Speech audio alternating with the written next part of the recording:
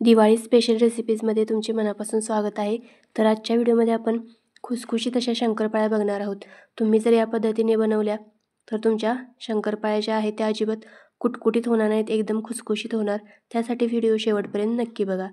शंकरपाळ्या बनवण्यासाठी मी इथं 3 वाटी मैदा चाळून घेतलेला आहे। त्याच्यामध्येच आपल्याला पाऊण वाटी पिठी साखर घालायची आहे, त्याचबरोबर चिमूटभर मीठ घालायचं आहे आणि 1 चमचा वेलची पावडर घालायची आहे। त्याचबरोबर शंकरपाळ्याला खुसखुशीतपणा येण्यासाठी पाऊण वाटी आपल्याला वितळलेले तूप घालून घ्यायचं आहे।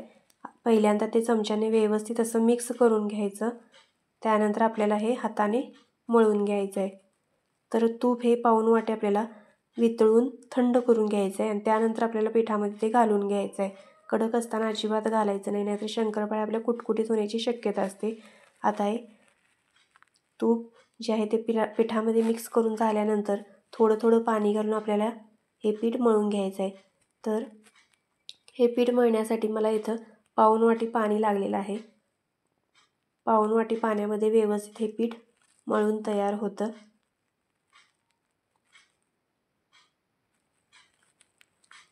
आणि पाणी कधीही एकदम घालायचं नाही, थोडं थोडं पाणी घालून आपल्याला हे पीठ मळून घ्यायचं आहे।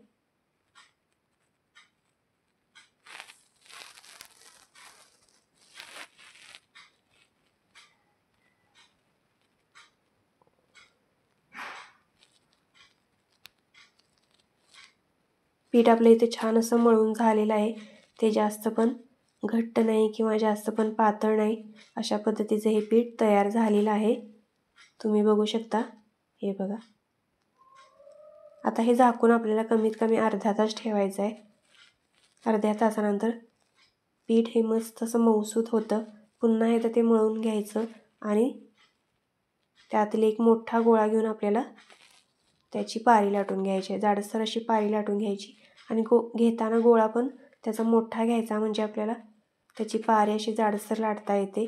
चपातीला घेतो त्यापेक्षा थोडासा मोठा गोळा घ्यायचा। आता पोळपाटवर आपल्याला थोडासा मैदा घालून घ्यायचा आहे आणि अशा पद्धतीने पारी लाटून घ्यायची आहे। पारी जास्त जाड करायची नाही किंवा जास्त पातळ करायची नाही। पातळ केली तर काय होतं की तुमच्या ज्या शंकरपाळ्या आहेत त्या कुटकुटीत होतात आणि जाड केली तर काय होतं की आतून शंकरपाळ्या कच्च्या राहतात। त्यामुळे जास्त पण पातळ किंवा जास्त जाड अशी पारी लाटायची नाही। आता पारी लाटल्यानंतर चाकूने किंवा जे चिरणं असतं किंवा इथं मी पिझ्झा कटर घेतलेला आहे, अशा पद्धतीने कट करून घ्यायच्या आहेत शंकरपाळ्या। आणि तुम्हाला हव्या त्या आकारात तुम्ही कट करू शकता, पण चाकूला आणि चिरण्याला अशी धार व्यवस्थित पाहिजे, म्हणजे त्या लगेच कट होतात। साईडच्या ज्या बाजू आहेत त्या काढून टाकायच्या आहे बघा, अशा पद्धतीने। इथं आपल्या शंकरपाळ्या करून तयार आहे, त्या आता प्लेटमध्ये काढून घेऊया। एकमेकांवर टाकल्यावर त्या अजिबात चिटकत नाहीत, त्यामुळे एकमेकांवर टाकलं तरी चालतील। अशाच पद्धतीने बाकीच्या पण शंकरपाळ्या आपल्याला लाटून घ्यायच्या आहेत।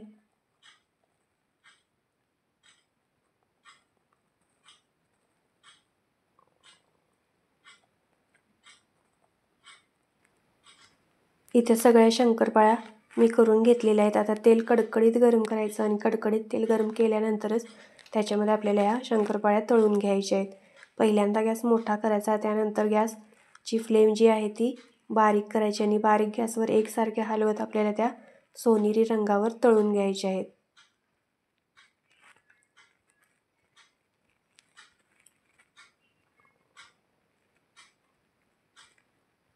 शंकरपाळ्या हे बघा, अशा पद्धतीने कलर आला की ते आपल्याला प्लेटमध्ये काढून घ्यायचे आहेत।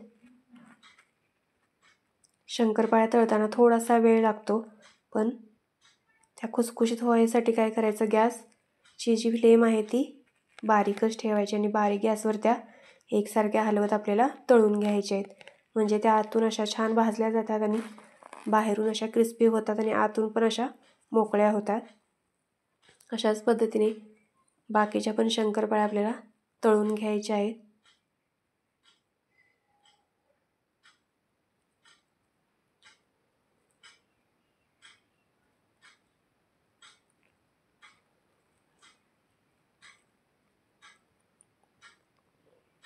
ह्याचा पण कलर सोनेरी झाला की आपल्याला प्लेटमध्ये काढून घ्यायचे आहेत.